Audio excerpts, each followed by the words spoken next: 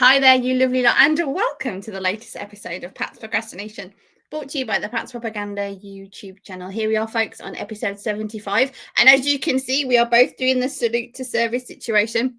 His will probably last a bit longer than mine because I'm already getting warm wearing a hat inside, so apologies for the wardrobe change mid-show, possibly if I get too warm. But yes, here we are with our salute to service gear, and so I shall bring in my co-host. I am Clazzy Clare. He's Chudders. Chudders, how are things with you?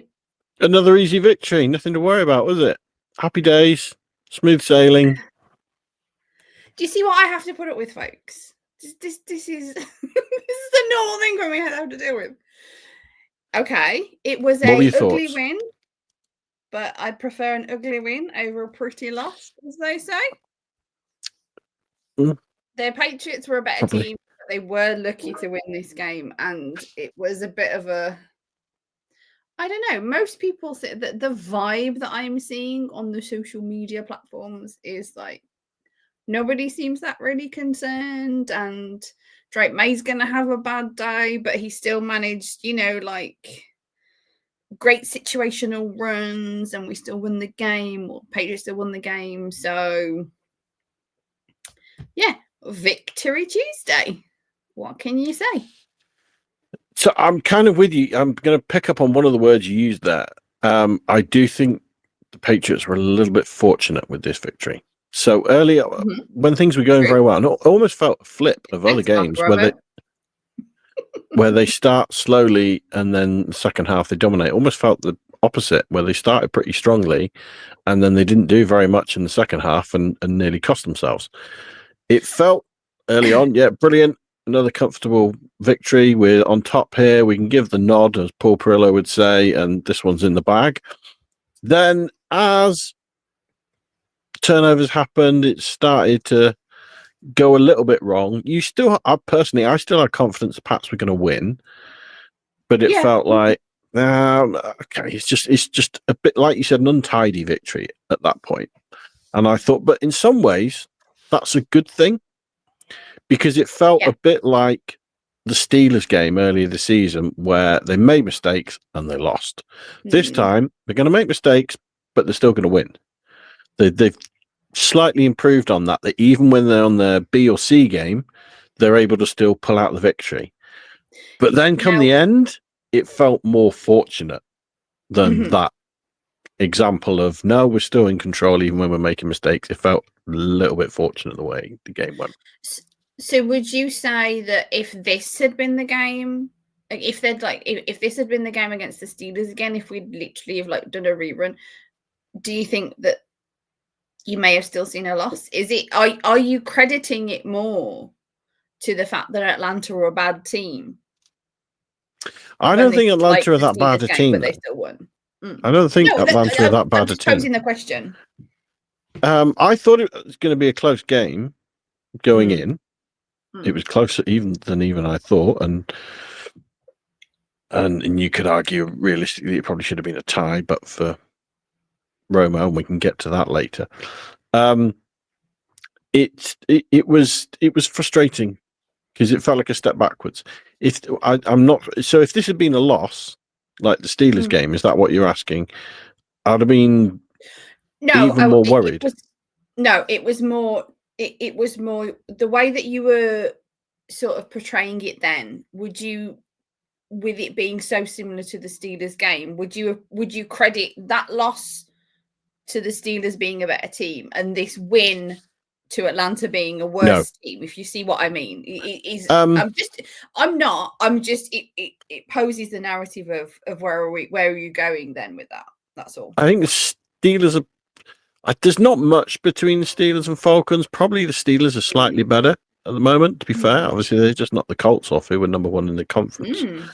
So probably the Steelers are better than the Falcons, but I don't see massively. I feel like the Steelers are a little bit, everyone likes this phrase, a little bit of a paper tiger there. I don't think they're that amazing, but they're going to get enough wins to make the postseason as they usually do, or certainly a winning record. I don't have them in any sort of Super Bowl contention, and that's not to say the Pats necessarily are, but they're not a team that I really worry about. Similar for the Falcons, I don't think that they're on a Super Bowl trajectory at all. Probably the way their record is, not even the postseason. But I do think they've got a lot of talent there. I mean, Drake London looked awesome. I thought it just looked so good. Yeah. It was a bit of gluttony that you're watching that going, oh, I wish we had someone like that. You just target him. He goes up. He's going to beat you man to man. He doesn't care who you are. He's just going to jump, get the ball. God, you wish the Pats had a receiver like that again. I don't want to get into an argument about receivers and what they do have then, because that'll just take up the whole show. So we'll just, he was awesome. I definitely agree with that bit of the statement. The one thing that you said a little bit earlier at the intro was about them managing half a game. And I wrote that down. Can they only manage half a solid game and half a wobbly game? We've been watching them, and it seemed very natural to watch like a slow start and then build up and win at the end. That felt more deal withable. They come out and they have to wind themselves up.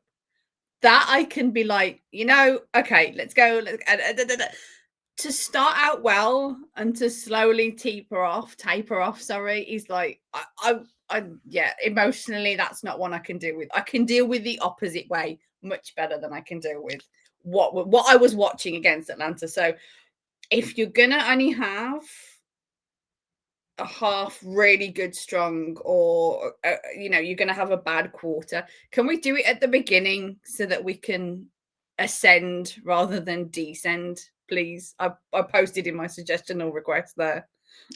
Yeah, it almost felt like a bit of mental fatigue, didn't it? It felt like they thought, oh, you know what, we're on a run here. We come in, we can do this. This will be comfortable. This Falcon team isn't that great. Let's just keep rolling, without realizing, no, you've got to go out there and execute the plays. I thought the Falcons had a pretty good pass rush most of the game. There was a lot of pressure there. They got a few sacks, tackles for loss. And it just felt a bit uneasy. The Pats didn't play as confident, as brash maybe, as they have done previous weeks. They weren't executing at the same high level.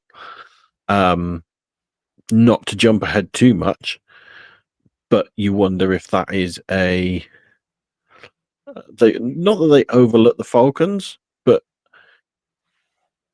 the Bucks are going to be the toughest game that the Pats have had since the Bills. And it's obviously they got the Jets after that and then bye. That this should be now a big focus game. And you almost think mentally, are they getting ready for that fight? And they're going to be up for that fight because that's a big fight. This is when we come in, we prove who we are. And mentally, it's kind of easy to switch on for those sorts of games. Allegedly as well, there's going to be a very strong Patriots following in Tampa. Apparently, that's one of the games that a lot of fans have targeted as their away game they're going to this year. So are they seeing that as, right, this is the big one? This is the big one for the next few weeks. Let's go smash that one. And so maybe they look past the Falcons a bit and it nearly cost them. Can't say you're wrong because it's a matter of opinion, but I don't agree with that. I think this is a very one game at a time focused team. However, neither of us could be right or wrong on that. It's just simply an opinion. The one thing, we do the good and bad list, don't we? And I can sit here and lament about, there's loads of names on my good list. Even though I know it was a close game, I know they didn't just like slide in and win the way Justin Herbert slid into the end zone the other day, which was really funny. Different game, obviously. I don't have much on my bad list, even though it was a close game and they could have. It only took a quick switch up of something, i.e. Parker Roma making the kick, for this to be us to be talking about a loss so early on this Tuesday. But my bad list just doesn't have much on. It's as simple as that.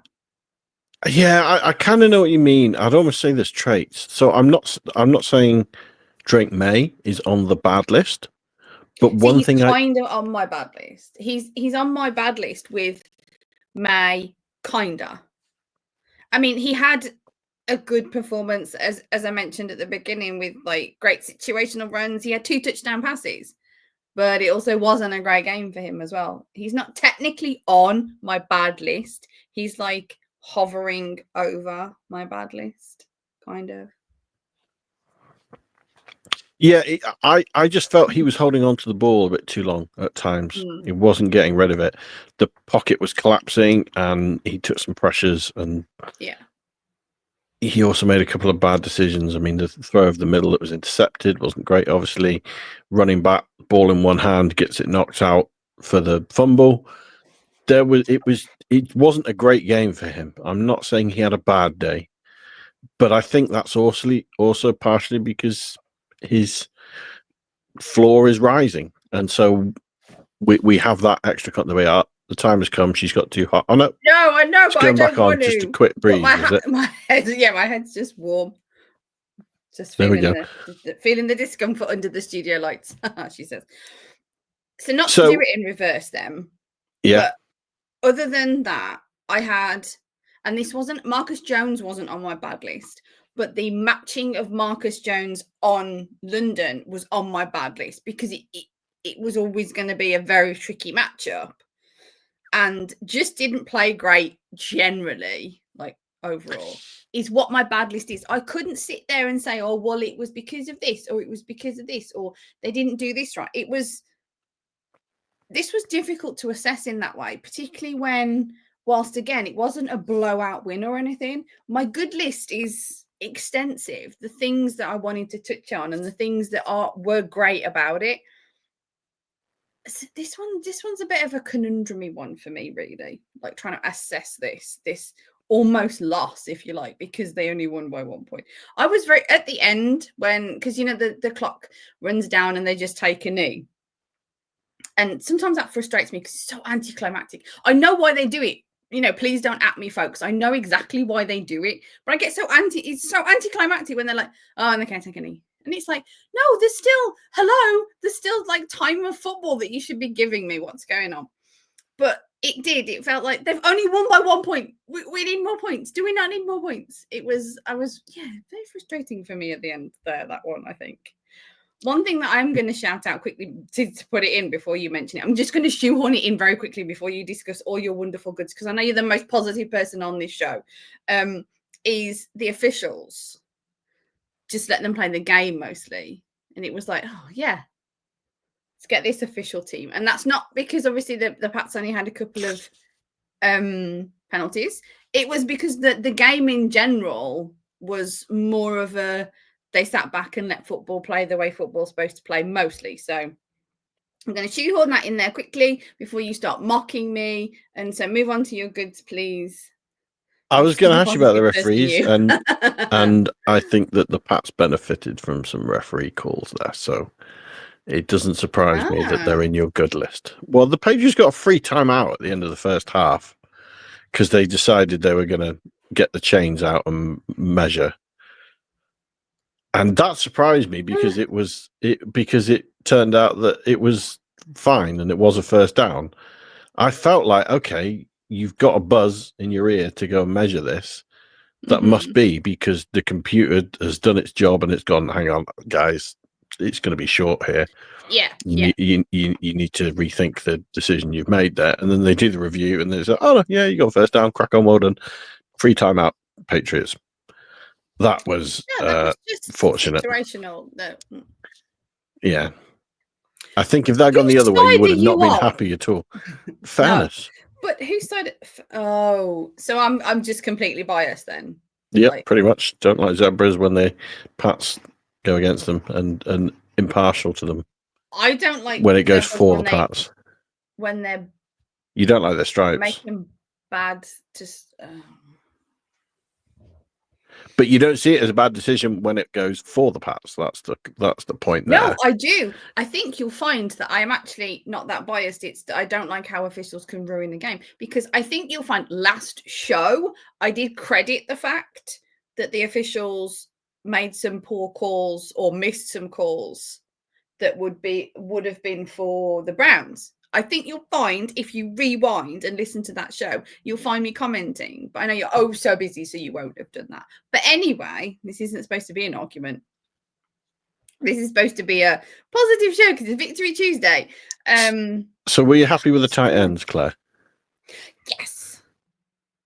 Why is that like just jangling keys in front of me, like in front of the way that they do a baby? You just get a sparkly thing and go tight ends, and Claire's like, what? She's completely focused pretty on much. Squirrel. Yeah, pretty much. It's even worse when I'm watching the TV and someone says something about tight ends. If they say like a 3 or 4 tight end set, whoa, focus completely. Yes, they did great. They had, I want to say it was 7 targets between them.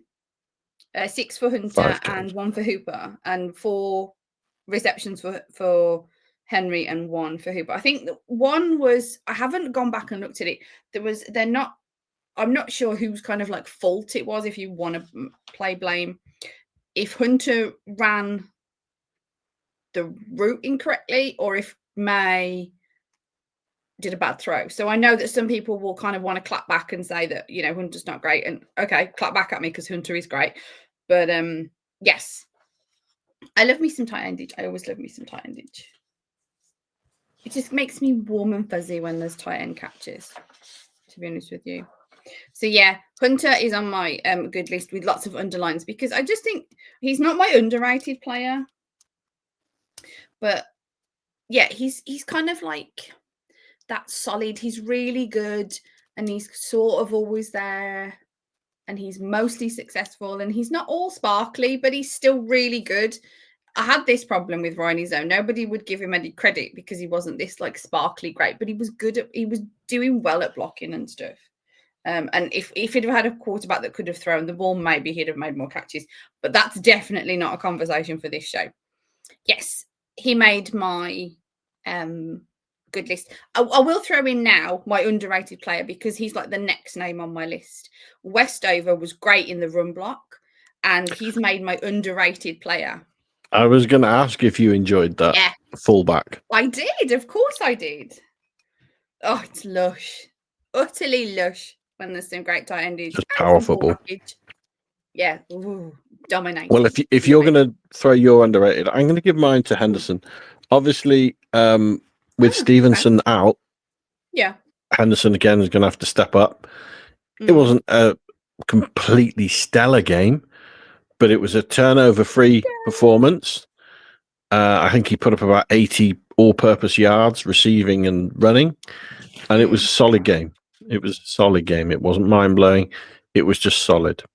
So I was going to go with Henderson for that. And I do think, as you said, Westover helped with that in blocking in the run game as well.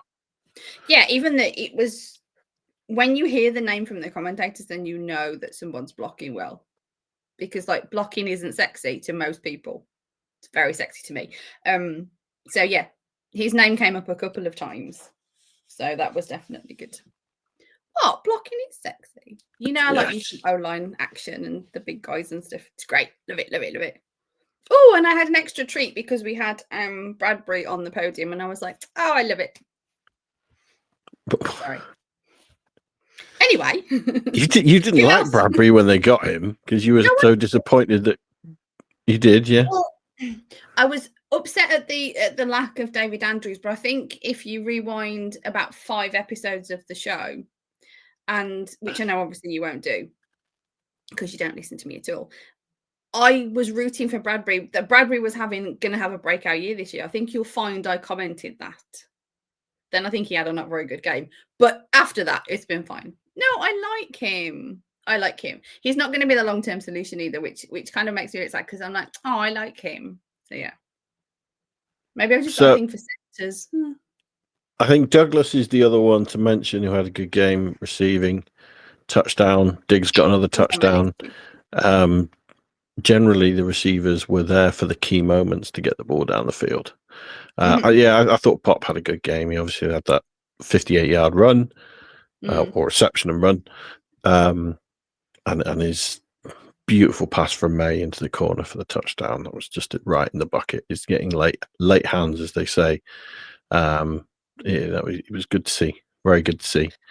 But so speaking of things, hold on, sorry to interrupt. Okay. Just because you mentioned Pop, what a lot of people didn't know, and I don't think the coach even knew until much later, the fact that he was dealing with a family tragedy of losing his uncle the evening before, and he didn't want to mention it because he didn't want it to be a distraction. And I think it really hit me when Vrabel said, and that I think he said something along the lines of that broke a piece of my heart or something that he obviously he didn't want to say. So obviously he doesn't listen to the show, and obviously this is a bit of a moot point, but I just wanted to send out like some positive vibes from across the pond to him, because it is terrible to have to deal with that, and then to just put your cleats on and just go out, and it says a lot for the way that this team is and the way that this team is together, I think.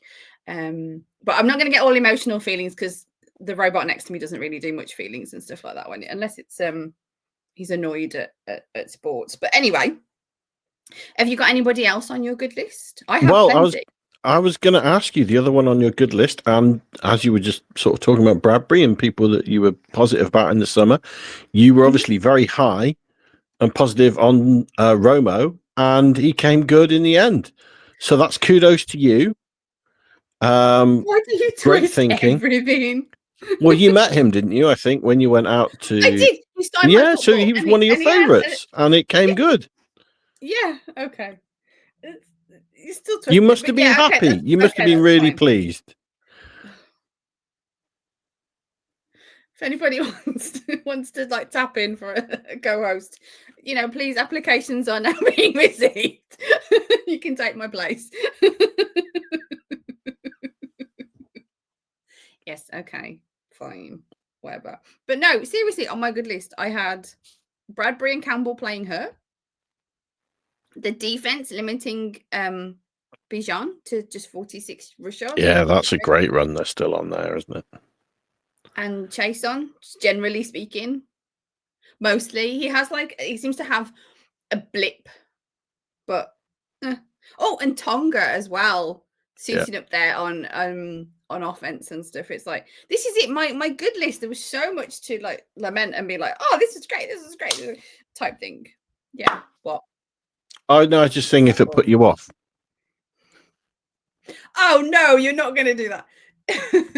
Did you see that even Brian Hoyer has been like, what are we doing right now? Because I think it was Jalen Hawkins clapped once, obviously in the secondary, so he's obviously deep further afield, and that one single clap to get somebody's attention apparently is what caused the jump into now the Patriots are cheaters. It's one of those things, the Pats are back when there's this kind of crap, excuse my French, going on. Yeah, Clapgate, really? It's like, I like Hoyers. Go out insane. Home games, just clap all game now. Just do it even more. It's brilliant. Start? I don't think I just didn't pay attention because I'm used to it. Oh dear. Any other positives? I think I've just gone through all of mine. Yeah, I think I've thrown all mine out there. Are you happy with Chisholm taking the kicks again? It was fine. Wasn't super duper. It hasn't made my list. But it wasn't a bad thing. No, I think he was fine as well. Did it make you? It like you say, it was just perfectly adequate. One of the takes, I don't know if you saw this last week, with the trade line coming up, and we can talk in a second if there's any action you think the Pats are going to do today. Bath thought that one key thing the Pats should be looking at doing is bringing in a kick returner, because the Pats are like basically middle of the road with average their kick returns, but the teams that are doing the best are getting an extra 8 yards per kick than the Pats are. Yeah. And so maybe getting a specialist returner. I mean, the name they threw out that could be one to bring in available, Gunnar Olszewski, if you want to bring him back into the fold, sounds a bit crazy, but it was an interesting theory that I thought Chisholm was perfectly serviceable. I don't see it as a great concern, a great area of need, but it was interesting to watch, having heard his opinion last week, at least anyway. He's got a fair point, but I don't know if it's necessarily something that you would spend the time bringing yet another body in that's now got to acclimatize with what they've got. I feel like they're building very sort of sturdy bonds. I think a lot of it is we don't know at this stage how long Stevenson's out for, do we? You correct me if I I'm don't think incorrect. so. Yeah, I don't believe right now we know how bad and how long that was. And I think that's definitely got an asterisk on it, because if he returns, then you've got Henderson's duties becoming lighter and things like this. So then is he your returner? So I think it's, as it always is in this sport, it's a moving canvas type thing. But kick returner is not what would be on my list of, as we are, aiming for this trade deadline for them to pick up. Are there any positions that you think the Pats should target? I wouldn't be opposed to a pass rusher. Agree. To be honest, I wouldn't be. Although I do hear that this year's what would be next year's draft, apologies, is that something that's going to be quite quality heavy. So it's one of those, you want something that's successful now, but you also don't want another thing where they don't end up picking one of the very best that they could get in like a decade and missing out on that particular player position. And now you're sitting back looking at the league thinking, oh my gosh, aren't all those bleak players playing really, really well? And we could have got one of those, but we didn't. And now our cupboard is bare. Claire's not salty at all about that. Anyway, bringing it back to the actual what we're talking about. Pass rush, I don't think wide receiver, but the Booty thing has me a little bit concerned, because he looked like he was really sort of on that upward trajectory to be really, really good in this offense. He was really making some strengthening this offense. So it depends on his injury and what the impact that would make. If they were to be without Stevenson and Booty, if those are longer term situations than what we think they are, I know we need to wrap this up, then running back and wide receiver is something that's a consideration. But again, it's don't do it just for the sake of it, because you've got something that's really working together.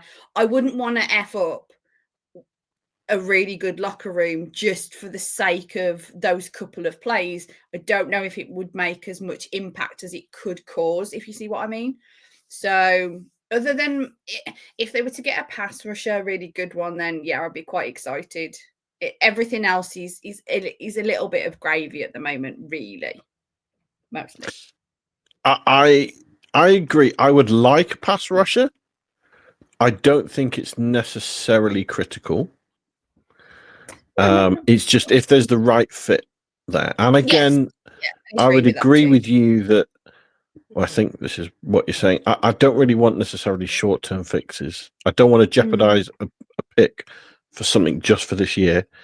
Get someone in who you think is going to be part of the rebuild, because realistically, the Patriots are still on that rebuild. They're not, whilst they're in a good position, they're not there yet. If you're bringing someone in, someone that's going to fit your plans going forward, not just a band-aid for this year. Yeah. Conversely, though, running back could be a position where I think maybe you do need a band-aid right now. Yeah. As much as I've just given Henderson my underrated player of the day, and I think he did a perfectly fine job, it wasn't elite.